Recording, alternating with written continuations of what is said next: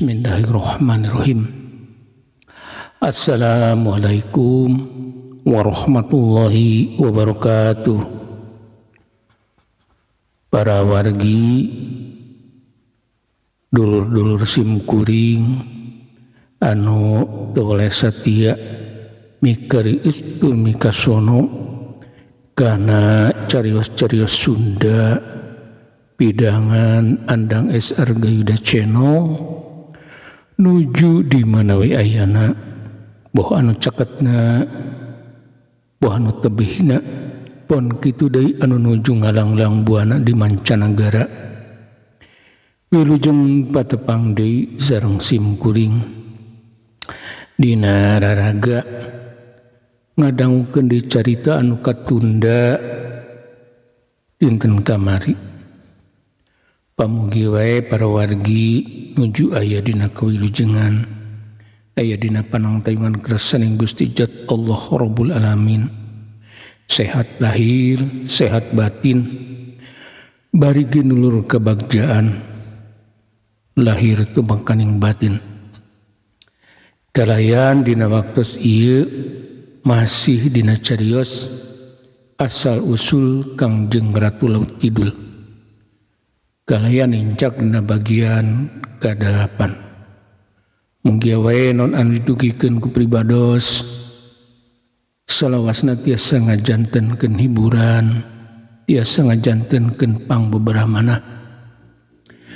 Kalayan tiasa ngahirup-hirup deui sastra sinareng budaya Sunda supados aya kalajenganana ka anak incu urang anu pada mikarius kana kasundaan. Mangga para wargi ieu carios urang kawitanan wilujeng ngadangukeun pun awiktu astuna masidam mugia salira salawasna aya dina kamuliaan.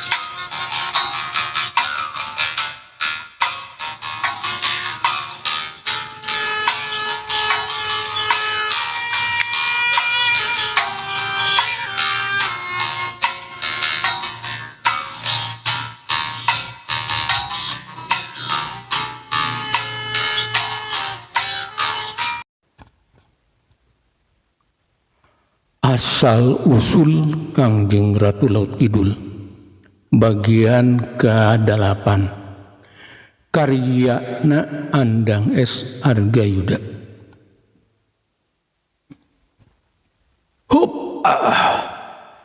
Kikapetengan sariwa napak lemah manehna oge mental ka tukang ngan kikapetengan mah waktu napak lemahna teu ngajarijeg siga kilodra. Tapi awakna bangun anu hampangeun. Laju pasang di kuda-kuda dan dakeun yen kikapetengan lebih unggul tanaga batan kilodra. Kilodra nampo kikapetengan bangun anu tayana naon beuki kageteun wae. Sabab tadi teh manehna gunakeun jurus anu lain wae cepet gerakanana.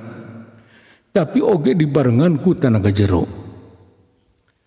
Tapi tetela kikapetengan lain jalma samanea manehna teu riuk-riuk meunang kasulitan naon. Lakadalah jadi bener ieu anu ngaran kikapetengan teh lain ukur beja dina kabedasanana. Geuning sakitu aing ngagunakeun tanaga jero anu rongkah manehna teu kerel-kerel. Kilodra ngagerneng di jero hatena ngarasa helok ku kabisa kikapetengan anu sakitu rancingeusna jeung gede tanaga. Ciat Kilodra sanggeus ngahulang sagedapan. Laju kentak nerajang deui ki kapetengan. Awakna kumalayang bangun hampang. Gerakanana teu beda jeung manuk dedali rek nyamar mangsa. Pedogna diabar dina leungeun katuhuna. Siap rek dipake nyabet beuheungna ki kapetengan. Ciat ki kapetengan gentak mapake tepan rajang ku gerakan anu hampir sarua jeung Kilodra. Awakna mumbul kumalayang mapagpan rajang Kilodra. Ki kapetengan jelas rek ngadu deui jajaten jeung Kilodra. Dua bedog ujug-ujug silih kadek silih tangkis. Diaduna bedog ting buricak nimbulkeun silalatu. Duanana kokolebatan kasorot cahya panon poe pabubeurang. Mun ku jalma awam mah naon anu dilakukeun ku kapetengan jeung Kilodra asa pamuhalan bisa kitu. Dua waruga silih arah pati bari kumalayang. Laju duanana pada turun nincak lemah. Ciat ki kapetengan sanggeus napak deui dina lemah langsung nyabetkeun bedog panjang narek nyabet beuteung Kilodra. Tapi panarajangna ngeplos sabab Kilodra kaburu nyingkahan panarajang hujan langsung salto ka tukang. Der atuh dua jawara kahotes silih arah pati. Bedogna ting kolebat pada dengan kelemahan musuhna sewang-sewangan. Kilodra oge kapetengan sarua rancingeusna. Sarua ahlina dina ngulin-ngulin jurus main po. Ngan ki kapetengan unggul dina tanaga. Sabaraha kali ki Kilodra jari jegan alatan diadu tanaga jeung ki kapetengan. Ciat modar si ahwarulaya. Kilodra ngabentak beri langsung ngolebat ngahambatkeun bedogna. Anu dituju rek nigas tak-takna ki kapetengan. Bedogna kumolebat kecida cepetna. Hai ki kapetengan menang panarajang ti Kilodra anu kacida cepetna. Gentak cingkrak kagigir. Plos bedog Kilodra ukur nyabat angin. Lajungan sakilat kapetengan nyabetkeun bedogna. Gerakanna ti luhur ka handap. Maksudna rek narok sirah Kilodra anu harita masih dina kaayaan kagok. Kilodra lain deui kagetna. Meunang panarajang itu disangka-sangka. Buru-buru manehna ngibaskeun bedogna ka luhur. Belentrang bedog kapetengan katahan ku bedog Kilodra. Carigjeg teu deui awak Kilodra ngacarigjeg eleh tanaga. Ciat ki kapetengan pok Kilodra ngacarigjeg langsung narajang deui dina jurus teumbrak jagat. Suku katuhuna ngadius kana iga burung Kilodra. Galayan teu bisa disingkahan. Dampal suku kapetengan ngajebrod kana iga burung Kilodra. Aduh, Kilodra ngagerung. Awakna dibanting ni banemah. Laju gogorentelan ngajuhan kapetengan. Sanggeus jauh jelegedeg gudang deui bari langsung usapan igana anu karasa ku Kilodra asa ringsak. Ciat ki kapetengan teu ngantep. Awakna langsung kumalayang dina gerakan dedalinya mermangsa. Bedogna ngahiuk bambaraan. Gerakanana nanding kilat. Tujuan ki kapetengan rek ngabeset dadana Kilodra. Kilodra anu keur ngarasakeun kanyeri alatan iga burungna kabeunaan ku ki kapetengan. Meunang panarajang nu sakitu cepetna ti ki kapetengan ukur bisa ngebebetkeun awakna. Laju gogorentelan deui ngajahon ki kapetengan. Tapi ku jalan kitu panarajang ki kapetengan ukur nyabat angin teu bebeunangan. Saterusna Kilodra hudang deui bari langsung ngabener tangtunganana. Rasa nyeri dina igana teu dirasa sabab sieun diterajang deui ku ki kapetengan. Ciat ki kapetengan teu nunggu diserang. Langsung luncat narajang deui miheulaan Kilodra. Awakna kumolebat dibarengan ku angin anu ngahius tarik. Bedogna kumolebat dina gerakan bulan sabit. Kilo dan ajan bawa kanyari tapi gerakan anu masih rancingeus. Menang panerajang anu ngadadak ti kapetengan serupa kitu, manehna gentak luncat ka tukang. Plos bedogi kapetengan nyamos, ukurnya bet angin. Ciat! Ki kapetengan teu ngantep, manehna insul tepus ku panerajang anu leuwih cepet. Bedogna ngahiuk bang baraan. Tujuanana rek digas dadana Kilodra. Anu kabenaran manehna masih ngejarig jeg urut luncat ka tukang. Bedogi kapetengan anu datang nana dingkilat teu bisa dihindarkeun ku kapetengan. Bok pedog dengeulkeun ada ke Kilodra. Hahaha. Ki kapetengan montong memoa bedog gerompang atuh. Kawas deui pakarang. Kilodra dikarik dadana kalah ngabarakatak. Sabab barukana teu jecel teu bocel. Awak Kilodra teuas alah manan batu. Tetela Kilodra teh ngabogaan ilmu waduk.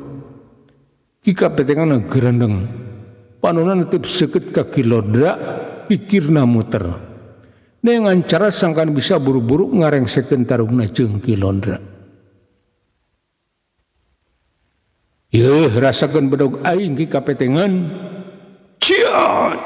Kilodra di barung amarah anu muntab-muntab. Awakna cumorelat muruki kapetengan.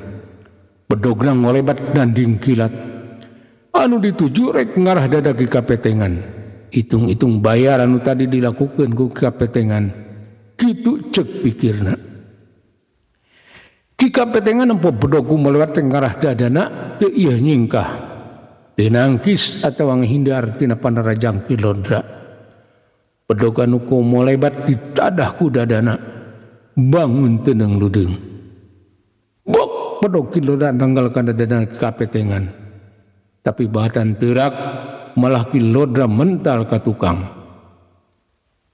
Kurang ajar, jadi anika oge boga ilmu waduk. Kilodra anu awakna ngacungkal ka tukang buru-buru hudang. Manehna kacidak kagetna ukaayan ki kapetengan. Anu nyata-nyata sarua jeung manehna ngabogaan ilmu waduk.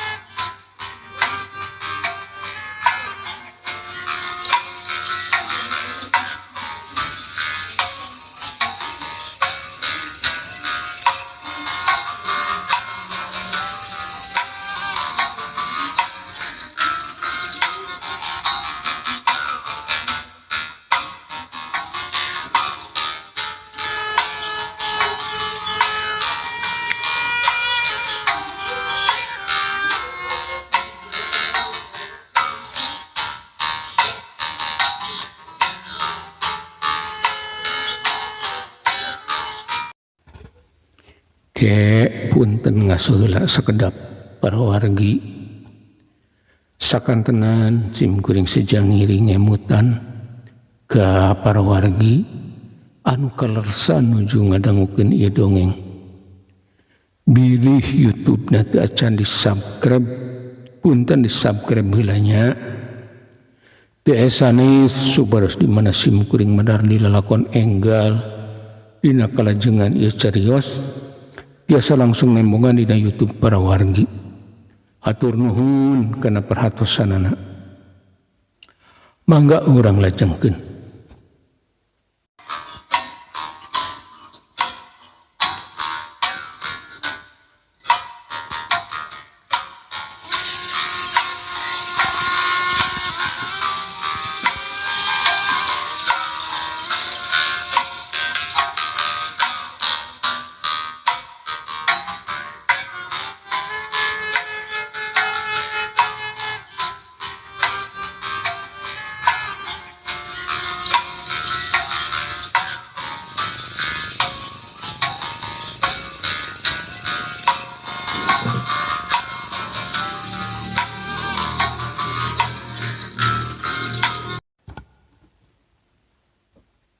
sok gerak ketrukeun pangabisa Andika Lodra urang ijen bapak patutunggalan ngadu jajaten jeung kula ki kapetengan Susumbar nangtang ka Ki Lodra manehna geus hayangeun buru-buru ngarengsekeun tarungna sabab geus dilatih tarung ngalawan rombongan begal teh bakuna bisi Kangjeng Ratu Galuh kesaleun kita tadi ngacetan di tengah jalan. Kurang ajar warulaya rasakeun dia bedog aing. Naha benar sia teh wedug Ki Lodra hohoak. Laju nijuhan bedogna bedog panjangna siga anu mapatkeun parancah. Ceuk pikirna ku parancah kana bedogna pasti kapetengan bakal teurak. Sang Susumbar bari marancahan bedogna laju Ki Lodra kumalayang lirda darinya mermangsa bedogna ngahiu krek digas beheung Ki kapetengan tapi Ki kapetengan teu galidur basa bedog geus rek nepi ka manehna sakilat cukup kencahna dilangkahkeun ka hareup dengan kencana mata dipake nangkis leungeun Ki Lodra anu ngaheumatkeun bedogna. Sanggeus kitu ngan sakilat ke kapetengan ngababukeun leungeun katuhuna kana dada Ki Lodra. Tobat! Ki Lodra ngacerit panjang.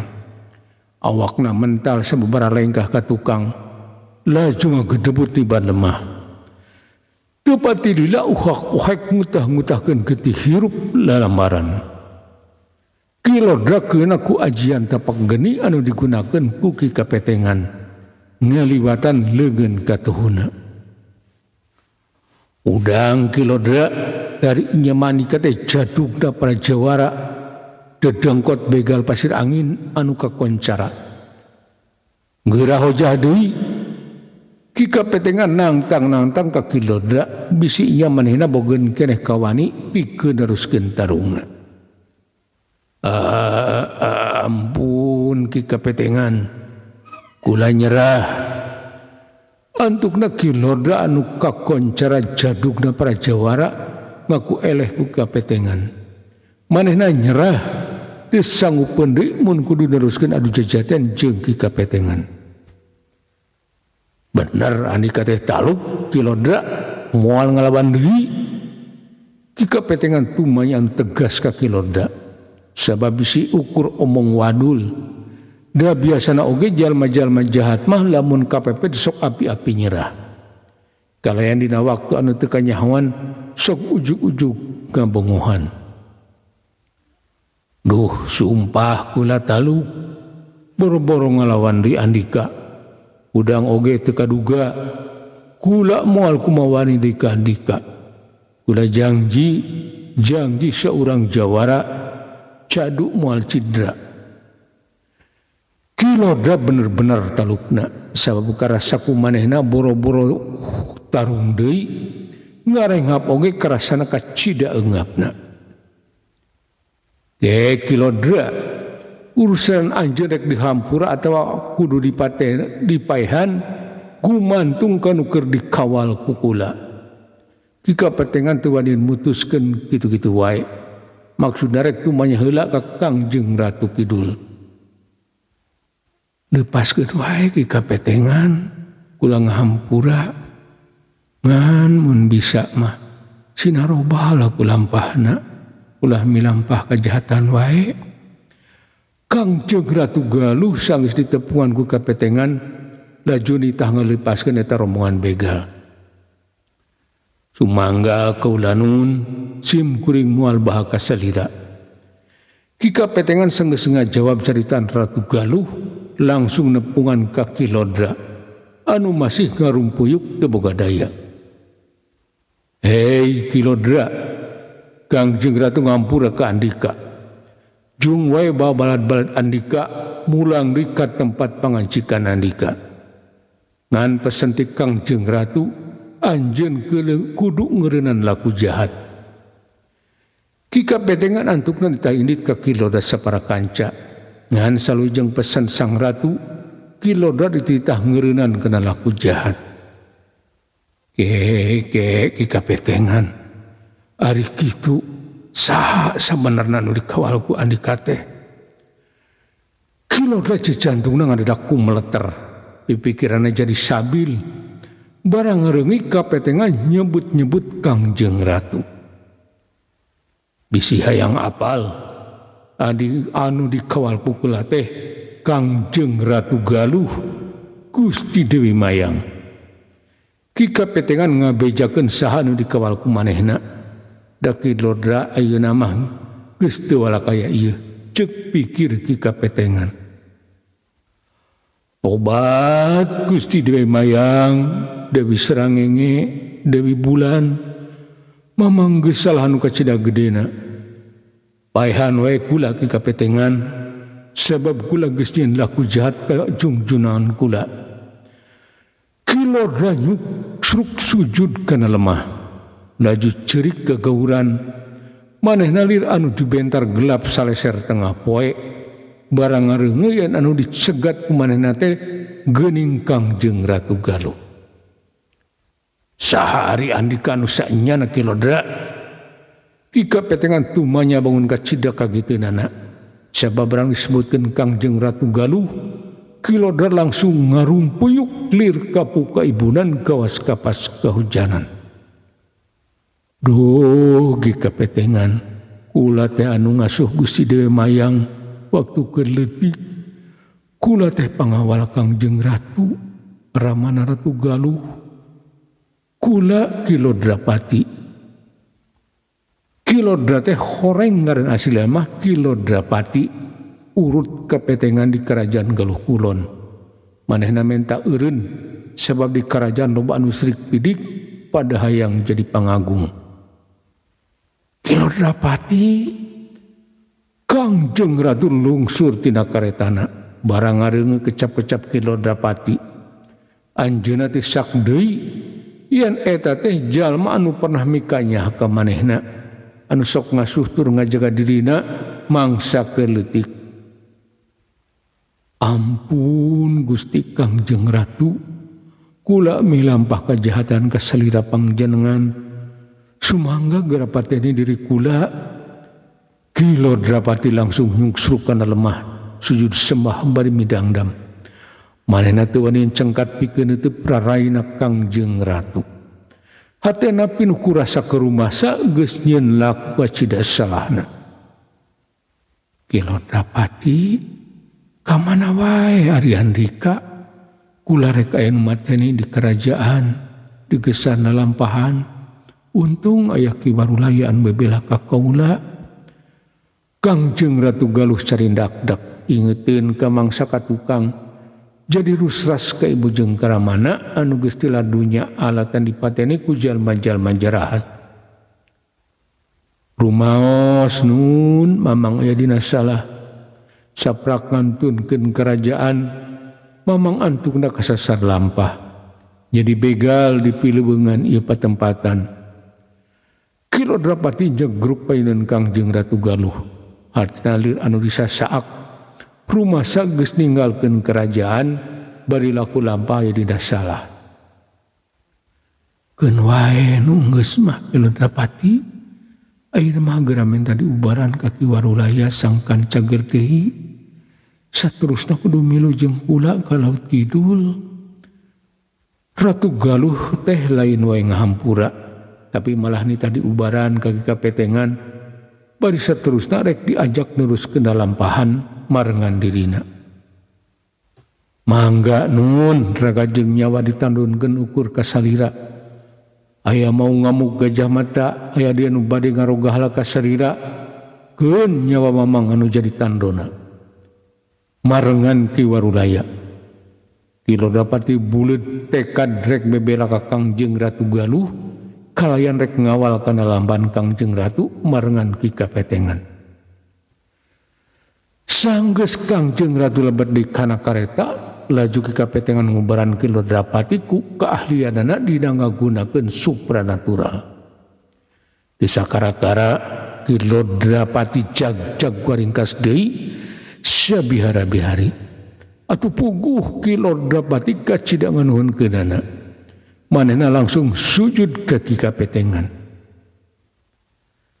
teu kudu kikituan ki Lodrapati ayeuna mah pan anjeun teh geus kanyahoan saha-sahana. Jadi ulah teuing ewuh dina nyangeurepan kula urang babarengan wae ngajaga ngarisak Kangjeng Ratu Galuh. Sabab yakin jalma-jalma nu jarat masih ngaredoho rek ngalakukeun Rajapati ka Kangjeng Ratu Galuh. Ki kapetengan panjang lebar cumarita ka Ki Lodra manehna kacida bungaheunana sabab Ki Lodrapati teh elmuna kacida luhurna bisa dipake tangguhan. Siap Ki kapetengan kula moal bahaka andika. Kula bakal bebela ka Kangjeng Ratu Galuh nepi ka keclak getih panungtungan.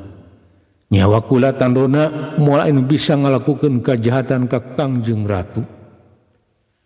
Ki Lodrapati bener-bener ngadadak kahudang di jiwa satriana. Bakuna manehna boga tanggung jawab ka Kangjeng Ratu Galuh anu ti leutik diaping di jaring ku manehna. Ari anak buah anjeun rek dikamanakeun Ki Lodrapati. Ki kapetengan tumbanya ka Ki Lodra sabab anak buahna moal bisa dibawa ku rombongan Kangjeng Ratu. Pasti bakal loba anu wawuheun yen eta teh gerombolan rampok gerot. Ki Badrowi, Ki Sarban, jung aranjeun mulang.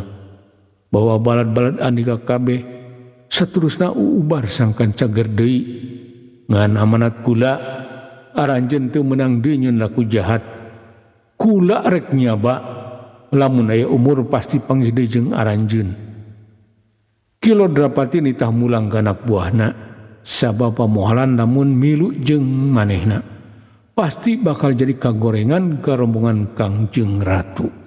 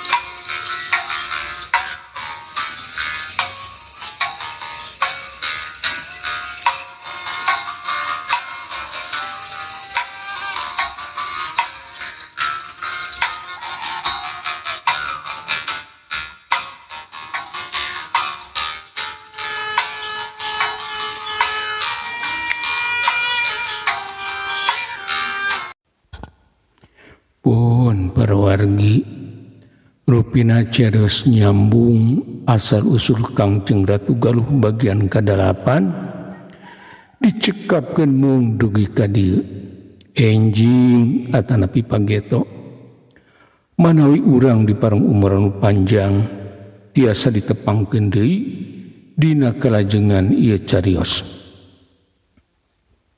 Bobor sapanon carang sapakan mugia para wargi agung cukup lumur jemar pangampura. Kersang hapunten kana sanis kanten kaluluputan kalerpatan sim kuring dina enggoni ngadugikeun ieu carios. Wilujeng kantun para wargi.